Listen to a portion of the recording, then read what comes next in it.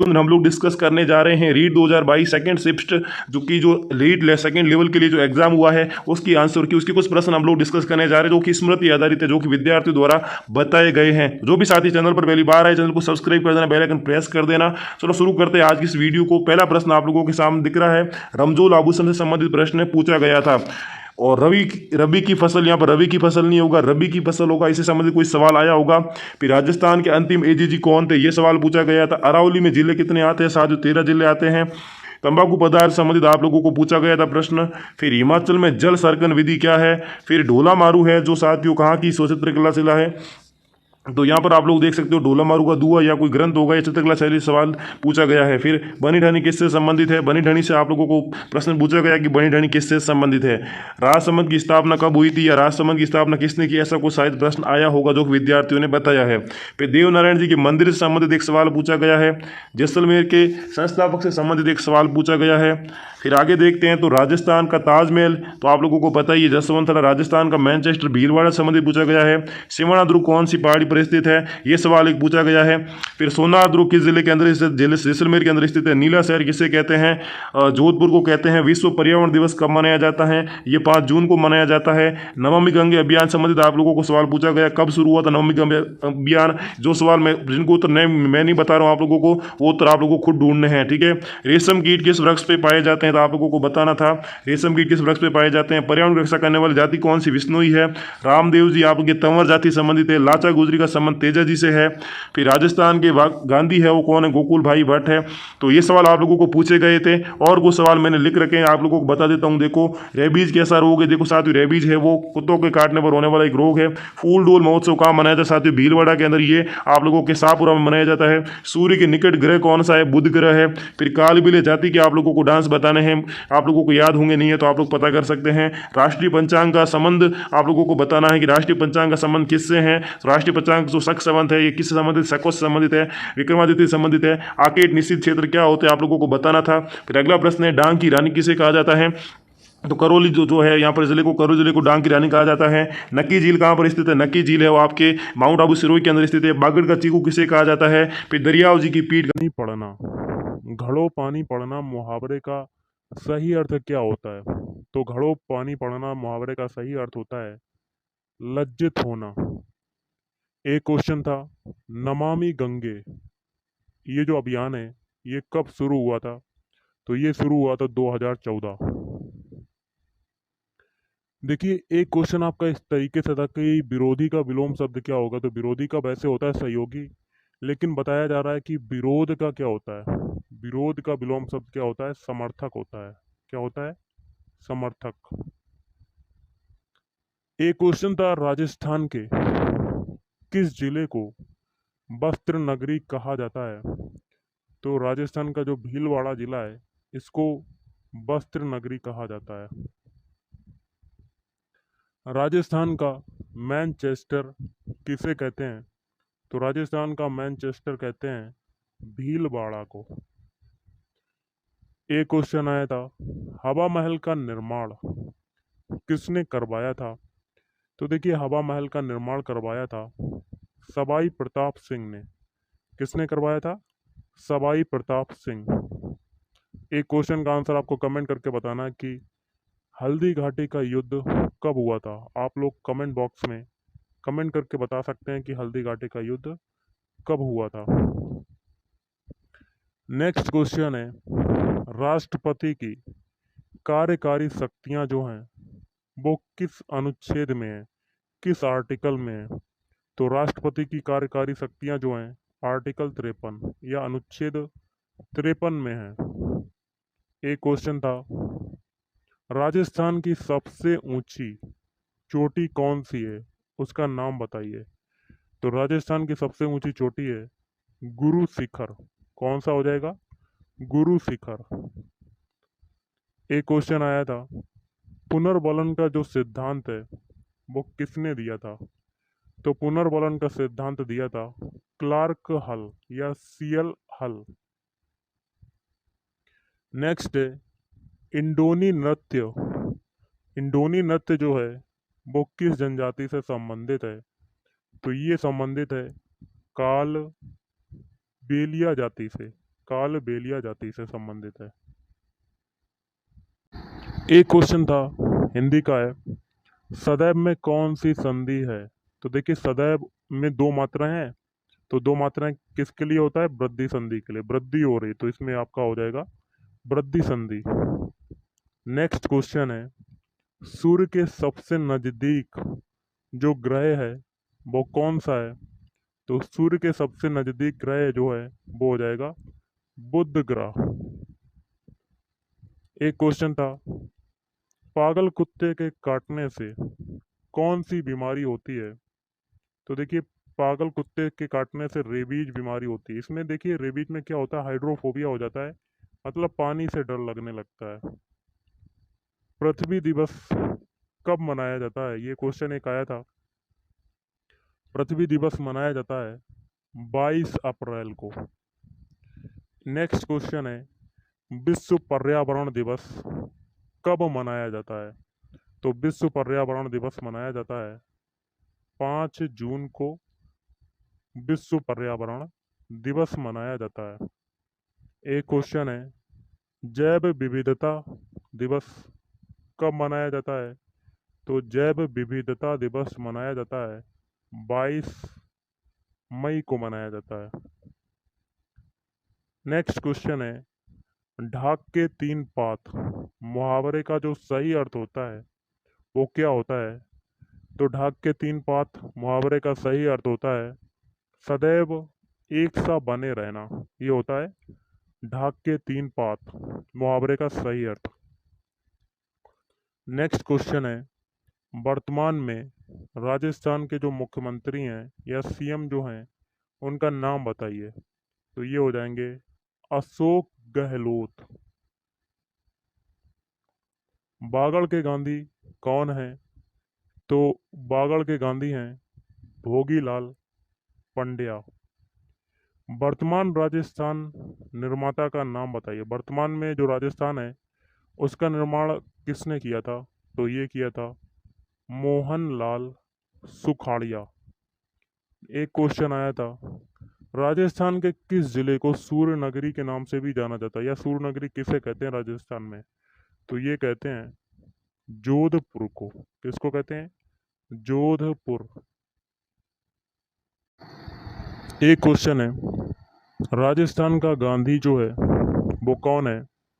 तो राजस्थान का गांधी जो हैं वो हैं गोकुल भाई भट्ट। कौन है? गोकुल भाई भट्ट। एक क्वेश्चन था, फूल डोल महोत्सव कहाँ पर होता है?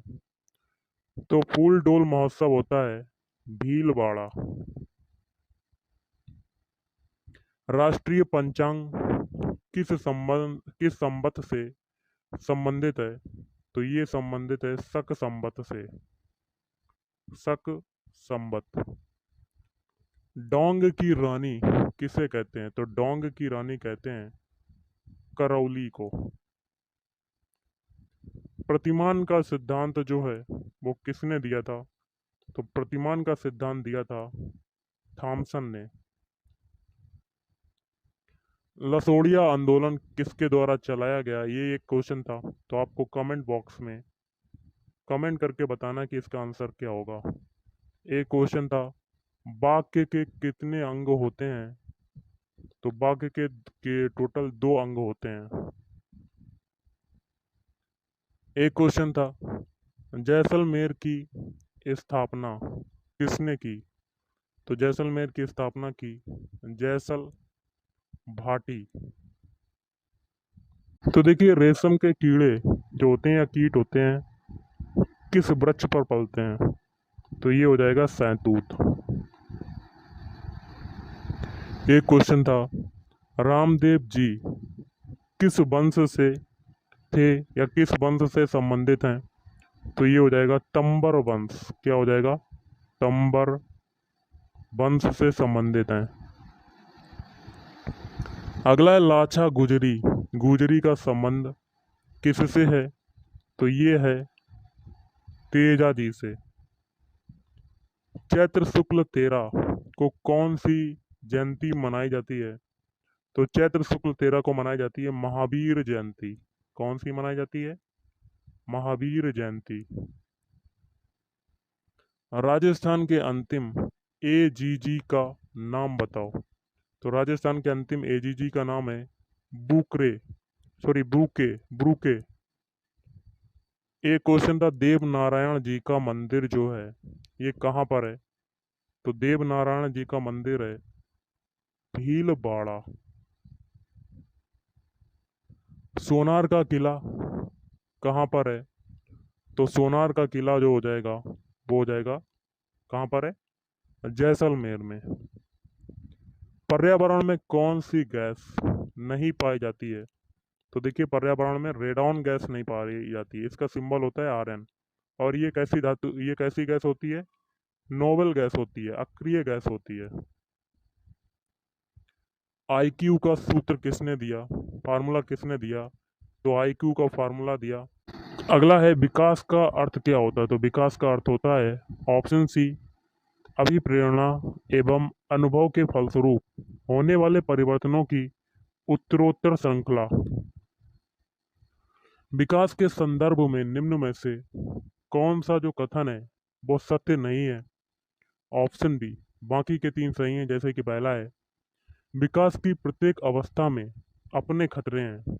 और सी है, विकास सांस्कृतिक परिवर्तनों से प्रभावित होता है। और डी है, विकास की प्रत्येक अवस्था की अपनी विशेषता होती है। निम्न में से कौन सा विकासात्मक कार्य उत्तर बाल्यावस्था के उपयुक्त नहीं है? तो ऑप्शन बी, बाकी के तीन हो जाएंगे। जैसे कि पहला है, सामान्य खेलों के लिए आवश्यक शारीरिक कुशलताएं सीखना। और सी है, वैयक्तिक आत्मनिर्भरता प्राप्त करना, अपने हम उम्र बालकों के साथ रहना सीखना। अगला है, सामान्य परिपक्वन से पहले प्रशिक्षित करना प्रायः। तो ऑप्शन डी लाभकारी है या हानिकारक। यह इस पर निर्भर करता है कि प्रशिक्षण में किस प्रकार की विधि का प्रयोग किया गया है। अगला है, 5 वर्ष का राजू अपनी खिड़की के बाहर तूफान को देखता है। बिजली चमकती है और कड़कने की आवाज़ आती है। राजू शोर सुनकर उछलता है। बार बार घटना होती है। फिर कुछ देर शांति के पश्चात बिजली कड़कती है। राजू बिजली की गर्जना सुनकर उछलता है। राजू का उछलना सीखने के किस सिद्धांत का उदाहरण है? तो ऑप्शन ए शास्त्रीय अनुबंधन। सकारात्मक दंड का निम्न में से कौन सा उदाहरण है? ऑप्शन ए मित्रों के द्वारा उपहास। निम्न में से कौन सा कथन अभिप्रेरणा एक प्रक्रिया के संदर्भ में उपयुक्त नहीं है? तो ऑप्शन डी, यह व्यक्ति को अप्रिय स्थिति से दूर रखता है। अगला है, किसी उद्दीपन के निरंतर दिए जाने से व्यवहार में होने वाली अस्थायी परिवर्तन कहलाता है। तो ऑप्शन ए अभ्यस्तता। विद्यार्थियों की अभिवृत्तियों में परिवर्तन के लिए निम्न में से किस विधि का प्रयोग अध्यापक को नहीं करना चाहिए? तो इसका हो जाएगा ऑप्शन ए दबाव से किसी बात या विचार के लिए राजी करना, ये नहीं करना चाहिए। अगला है, उपलब्धि अभिप्रेरक के संबंध में निम्न में से कौन सा कथन जो है वो सही है? तो ऑप्शन डी सारे कथन। पहला कथन क्या है? उपलब्धि अभिप्रेरक जीवित रहने के लिए आवश्यक है। और बी है, यदि व्यक्तिगत क्षमताओं की संतुष्टि महत्वपूर्ण है तो उपलब्धि अभिप्रेरक को विकास प्रेरक कहा जा सकता है। और सी है, यदि व्यक्तियों के मध्य प्रतियोगिता पर बल है तो उपलब्धि अभिप्रेरक को सामाजिक अभिप्रेरक कहा जा सकता है। 6 से 10 वर्ष की अवस्था में बालक रुचि लेना प्रारंभ करते हैं। तो ऑप्शन डी विद्यालय में रुचि लेना प्रारंभ करते हैं। कौन सिद्धांत व्यक्त करता है कि मानव मस्तिष्क एक बर्फ की बड़ी चट्टान के समान है जो कि अधिकांशतः छिपी रहती है एवं उसमें चेतन के 3 स्तर हैं? तो ऑप्शन सी, मनोविश्लेषणात्मक सिद्धांत। से कुछ लोगों का कहना है कि जब बालकों को गुस्सा आता है तो वे खेलने के लिए चले जाते हैं जब तक कि पहले से अच्छा महसूस नहीं करते। उनके व्यवहार में निम्न में से कौन प्रतिरक्षा तंत्र प्रतिलक्षित होता है? तो ऑप्शन बी, विस्थापन। क्या हो जाएगा? विस्थापन। समायोजन से तात्पर्य स्वयं का विभिन्न परिस्थितियों में अनुकूलन करना है ताकि संतुष्ट किया जा सके। तो ऑप्शन डी, आवश्यकताओं को संतुष्ट किया जा सके। निम्न में से कौन सा व्यवहार भावनात्मक बाधा को प्रदर्शित नहीं करता है? तो ऑप्शन डी, शालीनता। क्या हो जाएगा? शालीनता। अगला क्वेश्चन है, निःशक्त बालकों की शिक्षा के लिए प्रावधान किया जा सकता है? तो ऑप्शन ए, समावेशित शिक्षा द्वारा। निम्न में से कौन सी मानसिक मंदता की विशेषता नहीं है? तो ऑप्शन डी, अंतर्वैयक्तिक संबंधों का कमजोर होना। विद्यार्थियों के अच्छे मानसिक स्वास्थ्य को बनाए रखने के लिए निम्न में से कौन सा तरीका अधिक महत्वपूर्ण है? ऑप्शन डी, अध्यापक की भूमिका एवं विद्यालयी वातावरण। कमजोर वर्ग के बालक से तात्पर्य है ऑप्शन डी, ऐसे अभिभावकों के बालक से जो सरकार द्वारा निर्धारित न्यूनतम सीमा की वार्षिक आय की सीमा से नीचे के वर्ग में आते हैं। शिक्षा का अधिकार अधिनियम 2009 में निर्दिष्ट किया गया है, कक्षा 1 से कक्षा 5 तक यदि प्रवेश दिए गए विद्यार्थियों की संख्या 200 से अधिक है तो विद्यार्थी अध्यापक आवश्यक अनुपात होगा। तो ऑप्शन ए, 30:30। अगला है, क्रियात्मक अनुसंधान के संबंध में निम्न में से कौन सा कथन सही नहीं है?